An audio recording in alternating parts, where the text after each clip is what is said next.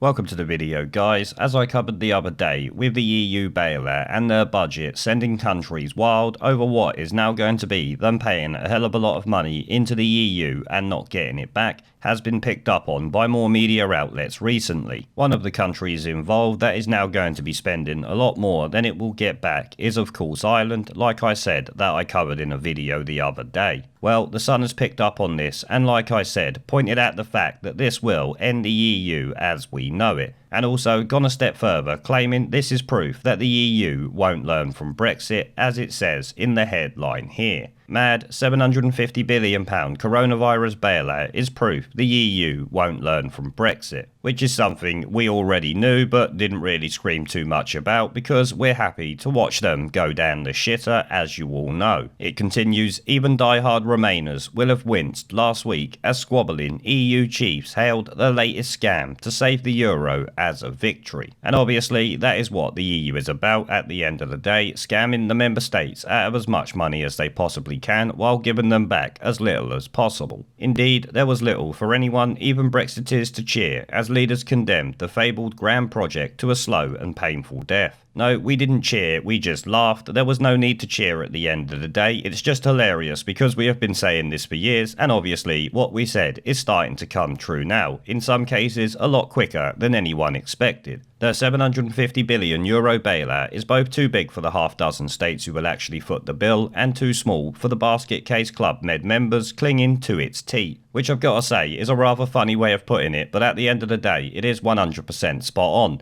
The countries that are going to have to foot this massive bill ain't going to want to do it, and the people are going to get rather pissed off, while the others are actually going to need more money than has been put forward. We Brits may have saved ourselves a £55 billion slice of the bill by getting out in time, but nobody stands to gain if this runaway train begins to blow. No, I'm sure we will be fine. At first there will be a shit show, but eventually things will go back. Far from marking the final stage of the drive towards a United States of Europe, this makeshift fudge will only stir anti-EU sentiment along all 27 member states, as I pointed out the other day. And as you know, Nigel Farage has been pushing this more recently with Italia exit just the other day. How, for instance, do the Irish feel after decades on the receiving end of EU funding about becoming one of its largest contributors? Ireland, saved by the UK from ruin during the 2008 banking crisis, must fork out €16 billion or £14.5 billion to EU neighbours, some better off than themselves. Which I would laugh and say this is something we have been dealing with, now it's on you, but I don't have a problem with the Irish people, so I can't really laugh at them for that. It's a bit of a piss take, but we told you so still is relevant. Pat Flanagan of the Irish Daily Mirror wonders if Brussels is having a laugh at Dublin's expense. Of course they are. They're having a laugh at 27 member states' expenses. This is what they've been doing for 40 odd years now. We give €16 billion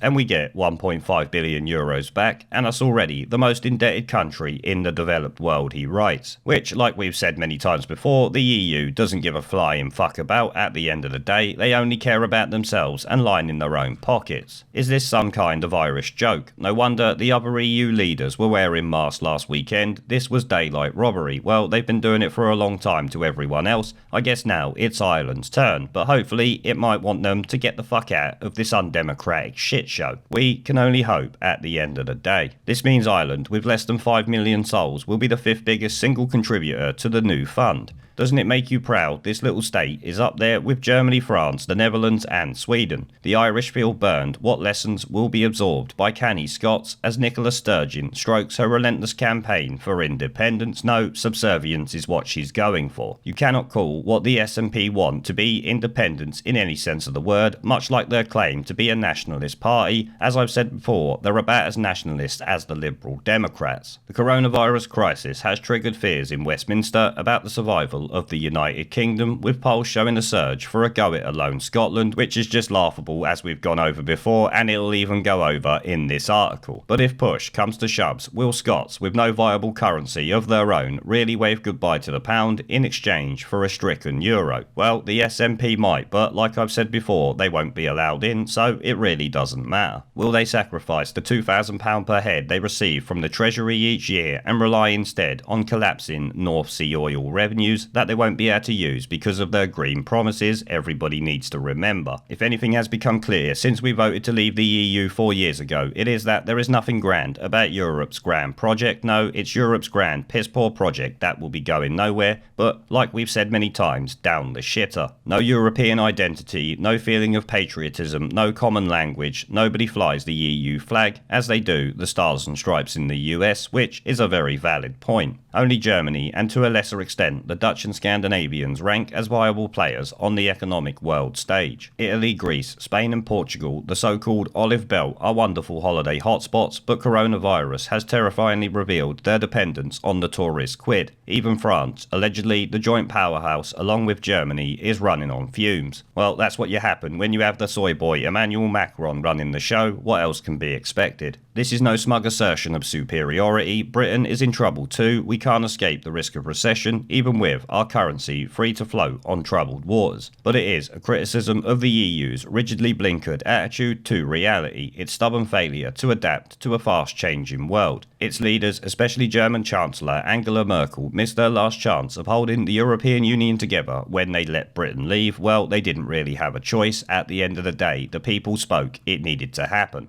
Along with other Eurosceptics, I might have voted Remain if David Cameron had returned from his final showdown in Brussels with something more than a poke in the eye. I don't know about that. That might be speaking for you and the media elite, but it's certainly not speaking for the people that I know, and certainly not the majority, if not all of my viewers. Last week, EU leaders revealed that they have learned nothing from Brexit. Stupidly, they cast the sensible Dutch as new British troublemakers, threw caution to the wind, cobbled together a botched bailout and paved the way for perpetual wrangles over cash. In passing, they also signed the death warrant of the European dream and demonstrated for all to see there is no one in charge of this clattering gravy train. Which is something, like I said at the beginning of this video, we have all been screaming for years and years now. There is no one leading this. They are all just trying to get as much money as they can while they can. Take a look at the expenses they actually claim for, chauffeur-driven cars and all kinds of other bullshit. At the end of the day, the situation this year has exposed the EU for the complete and utter shit show that we've always known it is, hence why this country voted to leave 4 years ago. The people of this country are smart enough to know that the European Union was always going to go down the shitter. And things like this bailout that is now going to cause Ireland to have to pay a hell of a lot more, including a bunch of other countries, could well make it happen a lot faster than anyone in the Remain camp actually thought. We can only hope that it does and push for things like Italia exit and obviously our exit from the EU as soon as possible. The Netherlands might also join them because remember, they are just now the British troublemakers, which, let me tell you, is an honour for the Netherlands to take. Be the troublemakers and bring that shit show down. You have our support.